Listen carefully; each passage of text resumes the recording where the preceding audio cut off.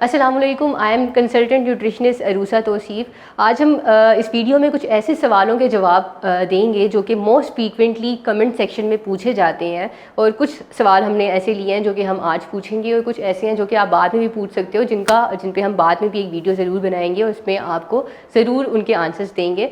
सवाल जो बहुत कॉमनली पूछा जाता है वो ये है कि गावा को अमरूद को खाने का सबसे बेहतर टाइम क्या है। Get a chance to win a mobile phone. कैसे? मरहम के YouTube चैनल को सब्सक्राइब करें, बेल के आइकन को प्रेस करें और 2 मिलियन सब्सक्राइबर्स तक पहुंचने में हमारा साथ दें। तो अभी तक सब्सक्राइब नहीं किया, जाओ यार सब्सक्राइब करो। क्योंकि आपको विटामिन सी जो है सबसे बेहतर तरीके से अमरूद से मिल सकती है, तो कोशिश करें कि इसको उस टाइम पे खाएं जब इसकी एब्जॉर्प्शन भी आपकी बॉडी में सही तरीके से हो।